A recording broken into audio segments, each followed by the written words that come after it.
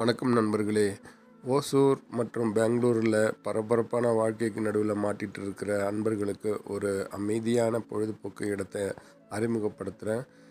இந்த இடம் எங்கே இருக்குன்னா, ஓசூர்லேருந்து ராயக்கோட்டை போகிற ரோட்டில் உத்தனப்பள்ளி என்ற இடத்தை தாண்டி வர ஒரு சிறிய கிராமம் தொட்டமெட்டரை.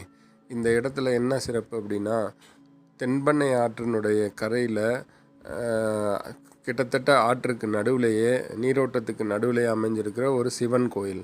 இந்த இடம் ரொம்ப அற்புதமான ஒரு சூழலில் அமைஞ்சிருக்கிற இடம். மனதுக்கு ரொம்பவும் அமைதியை ஏற்படுத்தக்கூடிய இடம். பார்க்குறதுக்கு ஒரு கேரளாவுக்கு போயிட்டு வந்த ஒரு அற்புதமான அனுபவம் கிடைக்கக்கூடிய இடம் அப்படின்னு சொன்னால் மிக இல்லை. இந்த இடம் ஓசூருடைய பரபரப்பு வாழ்க்கையிலேருந்து விடுபட்டு ஒரு அமைதியாக ஒரு தியானம் பண்ணலான்னு நினைக்கிறவங்களுக்கும், இல்லை ஒரு இளைஞர்களாக இருப்பவர்களுக்கு நல்ல ஒரு ஃபோட்டோகிராஃபிக்கு ஒரு இடம் வேணும் அப்படின்னு தேடி அலைகிறவர்களுக்கும் ஒரு விருந்தளிக்கக்கூடிய இடம்னு சொல்லலாம். இந்த ஆற்றங்கரைக்கு நடுவில் அந்த இடத்துல ஒரு செக் டேம் வச்சுருக்குறாங்க. அதனால் நீரோட்டம் பரவி இந்த கோயிலையும் சேர்த்து அந்த நீரோட்டத்துக்கு நடுவிலேயே இந்த சிவலிங்கம் காலப்போக்கில் அமைஞ்சிருக்கு.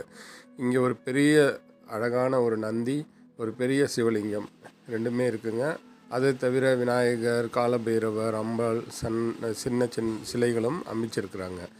இங்கே பூசைகளை நாமளே நம் கைகளால் செய்யலாம் அப்படின்றது ஒரு சிறப்பு.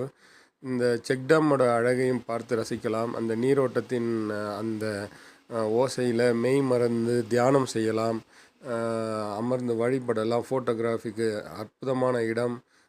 இந்த சூழல், இந்த சிவன் கோயில் அமைஞ்சிருக்கிற சூழல் மிகவும் இயற்கையாக தனித்துவமாக இருக்குங்க.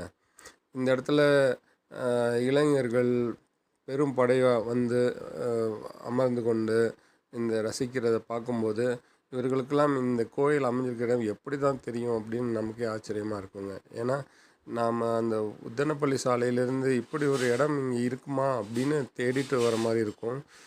யூடியூப் மற்றும் இன்ஸ்டாகிராம் பக்கங்களில் புகழ்பெற்ற இருக்கிற இந்த தொட்டமெட்டரைக்கு சரியான ஒரு தகவல் பலகை கூட இல்லைங்க. ஆனால் இந்த இடத்துக்கு வந்து பார்த்ததுக்கப்புறம் தான் இவ்வளோ அற்புதமான இடம் ஏன் இன்னும் சரியான பராமரிப்பு இல்லாமல் இருக்குதுன்னு வருத்தப்படுற மாதிரி இருக்குது. ஆனாலும் இங்கே வாகனம் நிறுத்துவதற்கும் இடம் இருக்குது, கடைகள் இருக்குது, சிறிய சிறிய கடைகளும் இருக்குது.